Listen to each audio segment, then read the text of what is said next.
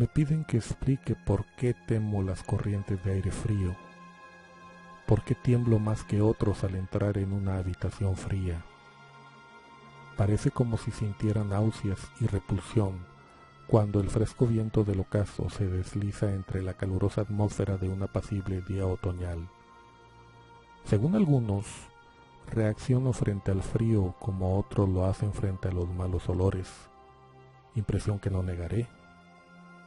Lo que haré es referir el caso más espeluznante que me ha sucedido, para que ustedes juzguen, en consecuencia, si constituye o no una razonada explicación de esta particularidad. Es una equivocación creer que el horror se asocia íntimamente con la oscuridad, el silencio y la soledad. Yo lo sentí en plena tarde, en pleno ajetreo de la gran urbe y en medio del bullicio propio de una destartalada y modesta pensión, en compañía de una prosaica patrona y dos fornidos hombres.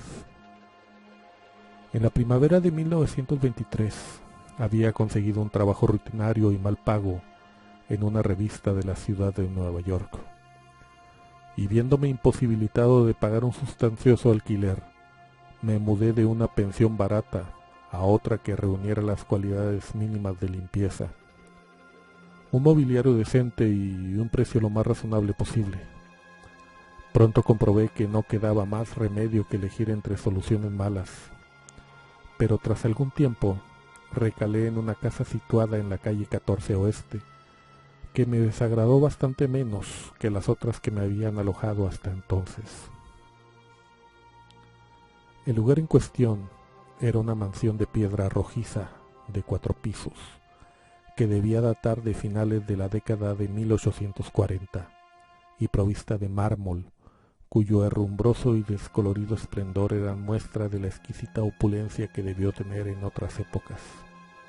En las habitaciones, amplias y de techo alto, empapeladas con el peor gusto, había un persistente olor a humedad y a dudosa cocina. Pero los suelos estaban limpios, la ropa de cama podía pasar y el agua caliente apenas se cortaba o enfriaba, de forma que llegué a considerarlo como un lugar cuando menos soportable para hibernar hasta el día en que pudiera volver realmente a vivir. La patrona, una desaliñada y casi barbuda mujer española apellidada Herrero, no me importunaba con habladurías ni se quejaba cuando dejaba encendida la luz hasta altas horas en el vestíbulo de mi tercer piso. Y mis compañeros de pensión eran tan pacíficos y poco comunicativos como desearía. Tipos toscos, españoles en su mayoría, apenas con el menor grado de educación. Solo el estrépito de los coches que circulaban por la calle constituía una auténtica molestia. Llevaría allí unas 3 semanas cuando se produjo el primer extraño incidente. Una noche, a eso de las 8, oí como si cayeran gotas en el suelo, y de repente advertí que llevaba un rato respirando el acre olor característico del amoníaco. Tras echar una mirada a mi alrededor, vi que el techo estaba húmedo y goteaba. La humedad procedía, al parecer, de un ángulo de la fachada que daba a la calle. Deseoso de cortarla en su origen, me dirigí apresuradamente a la planta baja para decírselo a la patrona, quien me aseguró que el problema se solucionaría de inmediato. «El doctor Muñoz», dijo en voz alta mientras corría escaleras arriba delante de mí, «ha debido derramar algún producto químico. Está demasiado enfermo para cuidar de sí mismo. Cada día que pasa está más enfermo, pero no quiere que nadie lo asista. Tiene una enfermedad muy extraña. Todo el día se lo pasa tomando baños de un olor espantoso y no puede excitarse ni acalorarse. Él mismo se hace la limpieza. Su pequeña habitación está llena de botellas y de máquinas, y no ejerce de médico. Pero en otros tiempos fue famoso. Mi padre oyó hablar de él en Barcelona, y no hace mucho le curó al fontanero un brazo que se había herido en un accidente. Jamás sale. Todo lo demás se le ve de vez en cuando en la terraza, y mi hijo Esteban le lleva a la habitación la comida, la ropa limpia, las medicinas y los preparados químicos. Dios mío, hay que ver la sal de amoníaco que gasta ese hombre para estar siempre fresco. La señora Herrero desapareció por la escalera y yo volví a mi habitación. El amoníaco dejó de gotear y, mientras recogía el que se había vertido y abría la ventana para que entrase el aire, oí arriba los macilientos pasos de la patrona. Nunca había oído hablar al doctor Muñoz, a excepción de ciertos sonidos que parecían más bien propios de un motor de gasolina. Su andar era calmo y apenas perceptible. Por unos instantes me pregunté qué extraña dolencia podía tener aquel hombre, y si su obstinada negativa a cualquier auxilio proveniente del exterior no sería sino el resultado de una extravagancia sin fundamento aparente. Ahí, se me ocurrió pensar, un tremendo fatos en el estado de aquellas personas que en algún momento de su vida han ocupado una posición alta y posteriormente la han perdido. Tal vez no hubiera nunca conocido al doctor Muñoz, de no haber sido por el ataque al corazón que de repente sufrí una mañana mientras escribía en mi habitación. Los médicos me habían advertido del peligro que corría si me sobrevenían tales accesos, y sabía que no había tiempo que perder. Así pues, recordando lo que la patrona había dicho acerca de los cuidados prestados por aquel enfermo al obrero herido, me arrastré como pude hasta el piso superior y llamé débilmente a la puerta. Mis golpes fueron contestados en buen inglés por una extraña voz, situada a cierta distancia a la derecha de la puerta, que preguntó cuál era mi nombre y el objeto de mi visita. Aclarados ambos puntos, se abrió la puerta contigua a la que yo había llamado. Un soplo de aire frío salió a recibirme a manera de saludo, y aunque era uno de esos días calurosos de finales de junio, me puse a tiritar al traspasar el umbral de un amplio cuarto, cuya elegante decoración me sorprendió. Una cama plegable desempeñaba ahora su diurno papel de sofá, y los muebles de caoba, lujosas cortinas, antiguos cuadros y añejas estanterías hacían pensar más en el estudio de un señor de buena crianza que en la habitación de una casa de huéspedes. Pude ver que el vestíbulo que había encima del mío, llena de botellas y máquinas a las que se había referido la dueña, no eran sino el laboratorio del doctor, y que la principal habitación era la espaciosa pieza contigua a éste, cuyos confortables nichos y amplio cuarto de baño le permitían ocultar todos los aparadores y engorrosos ingenios utilitarios. El doctor Muñoz, no cabía duda, era todo un caballero culto y refinado. La figura que tenía ante mí era de una estatura baja, pero extraordinariamente bien proporcionada, y llevaba un traje formal, un rostro de nobles facciones, de expresión firme, aunque no arrogante, adornada por una recortada barba de color gris metálico, y unos anticuados quevedos que protegían unos oscuros y grandes ojos, coronando una nariz aguileña, conferían un toque moruno a una fisonomía por lo demás predominantemente celtibérica.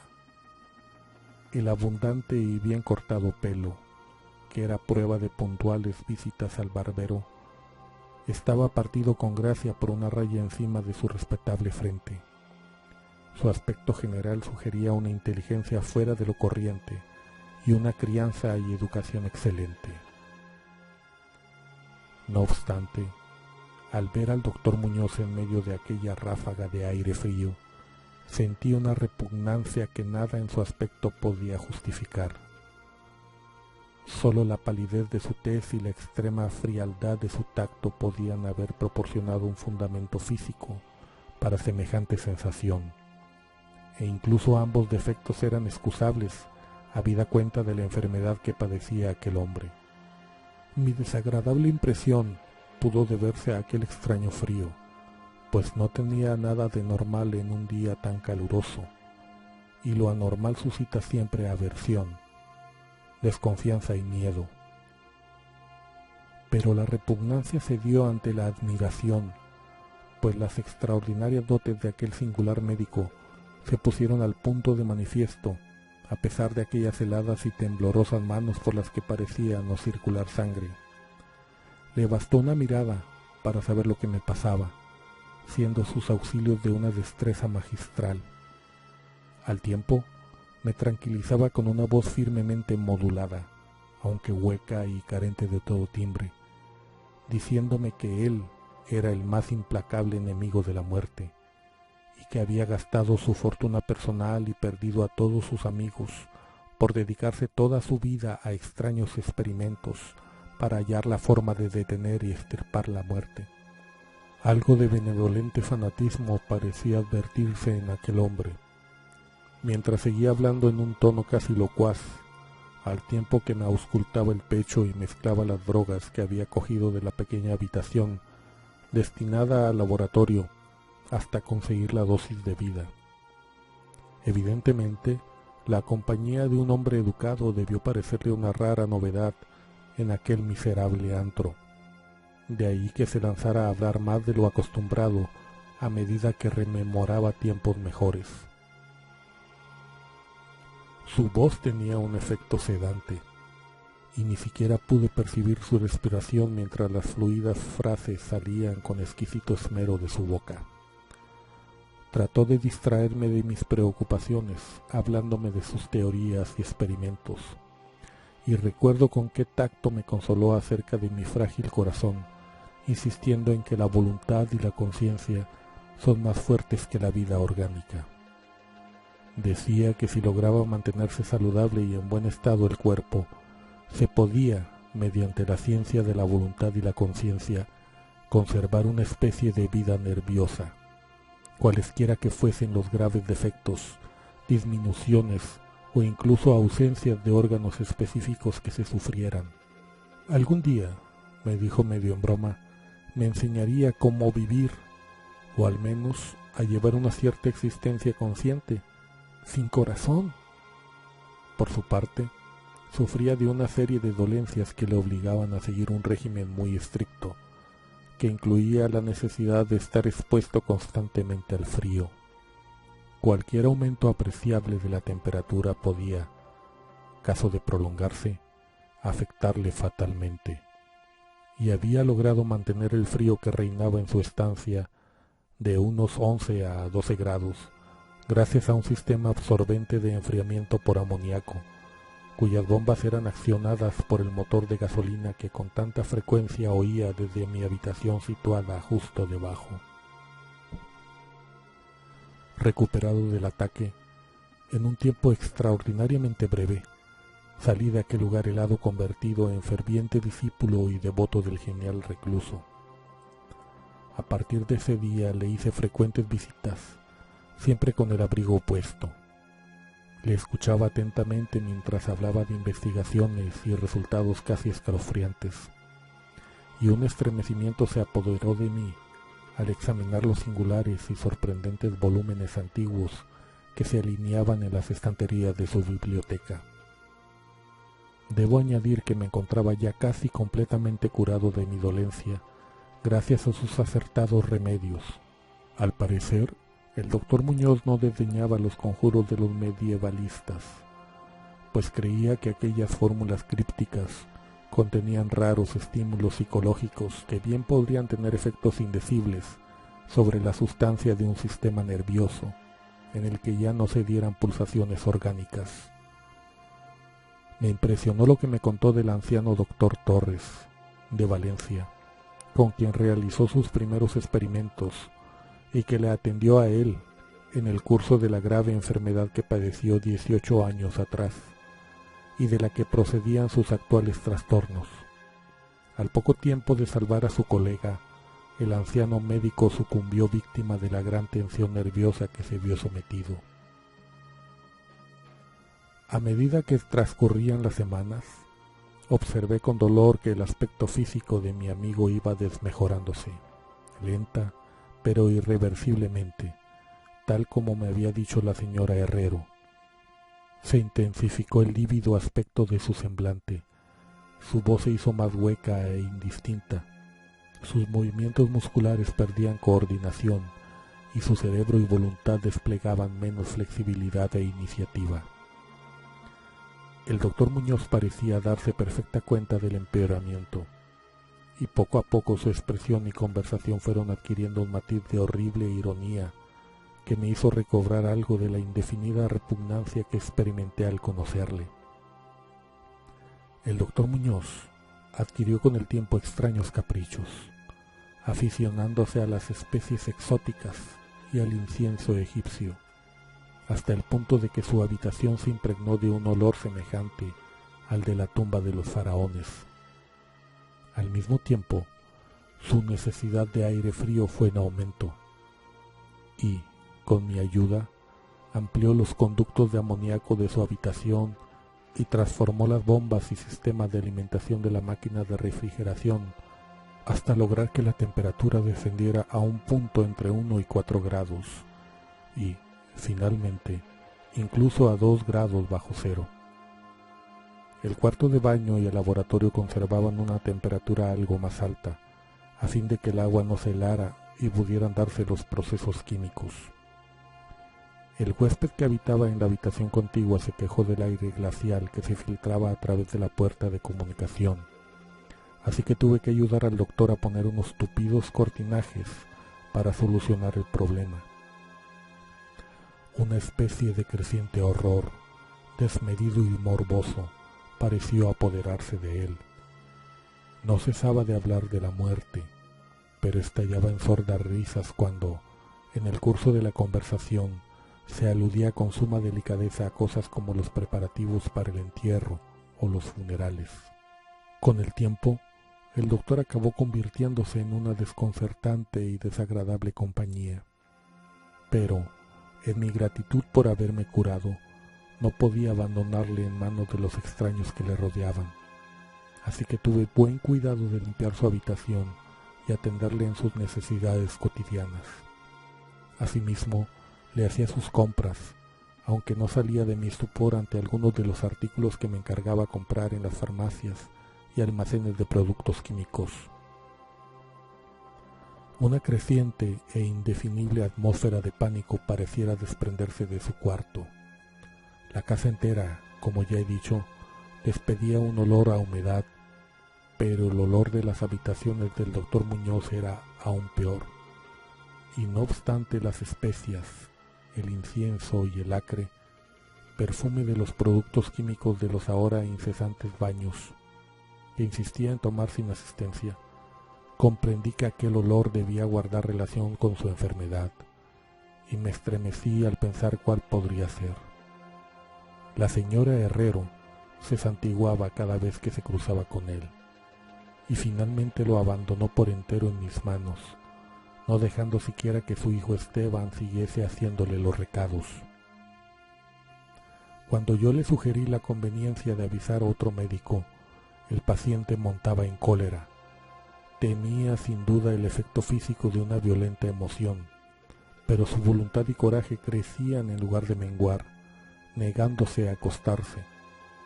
La lasitud de los primeros días de su enfermedad dio paso a un retorno de su vehemente ánimo, hasta el punto de que parecía desafiar a gritos al demonio de la muerte, aun cuando corriese el riesgo de que el tradicional enemigo se apoderase de él. Dejó prácticamente de comer, algo que curiosamente siempre dio la impresión de ser una formalidad en él, y sólo la energía mental que le restaba parecía librarle del colapso definitivo.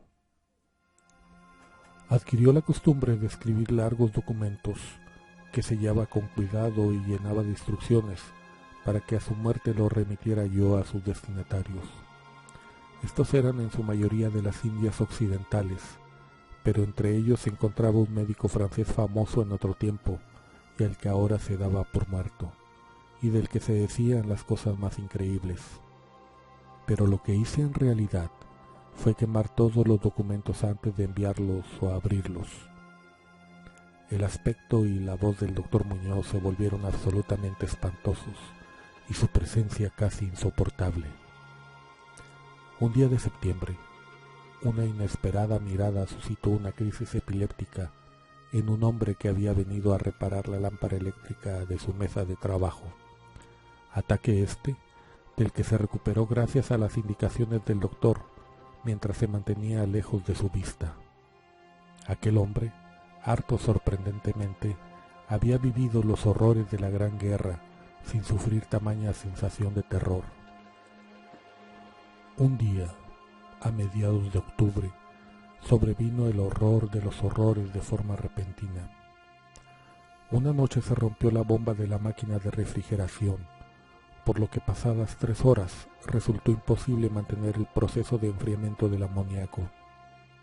El doctor Muñoz me avisó dando golpes en el suelo, y yo hice lo imposible por reparar la avería, mientras mi vecino no cesaba de lanzar imprecaciones.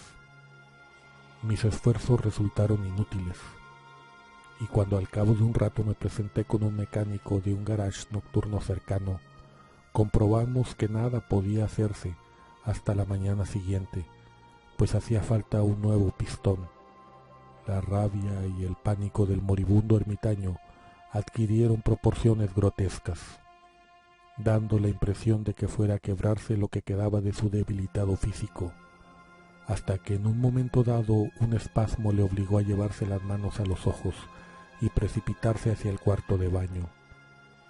Salió de allí a tientas con el rostro fuertemente vendado y ya no volví a ver sus ojos. El frío reinante en la estancia empezó a disminuir de forma apreciable, y a eso de las 5 de la mañana el doctor se retiró al cuarto de baño.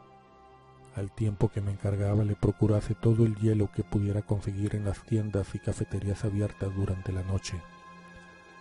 Cada vez que regresaba de alguna de mis desalentadoras correrías y dejaba el botín delante de la puerta cerrada del baño, podía oír un incansable chapoteo dentro y una voz ronca que gritaba «¡Más! ¡Más!». Finalmente, amaneció un caluroso día, y las tiendas fueron abriendo una tras otra.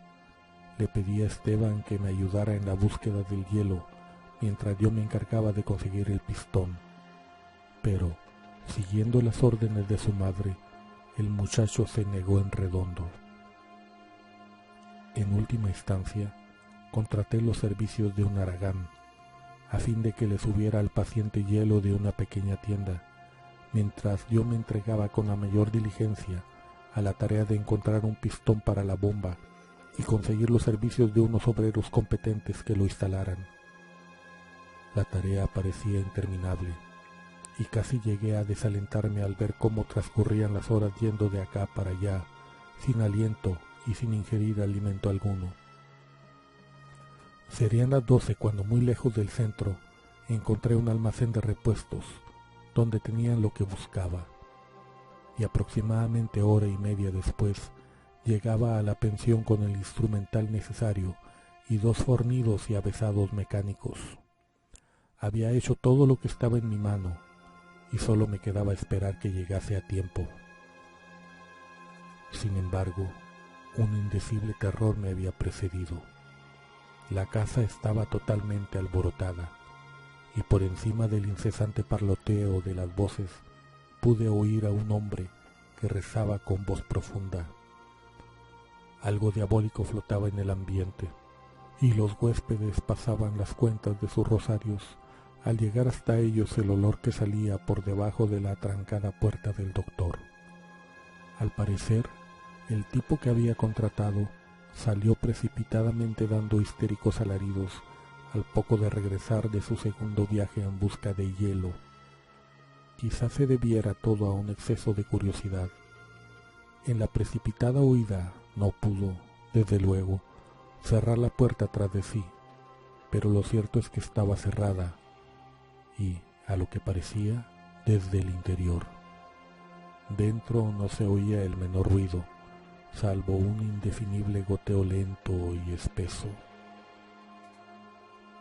Tras consultar brevemente con la dueña y los obreros, no obstante el miedo que me tenía atenazado, opiné que lo mejor sería forzar la puerta, pero la patrona halló el modo de hacer girar la llave desde el exterior, sirviéndose de un artilugio de alambre. Con anterioridad, habíamos abierto las puertas del resto de las habitaciones de aquel ala del edificio, y otro tanto hicimos con todas las ventanas.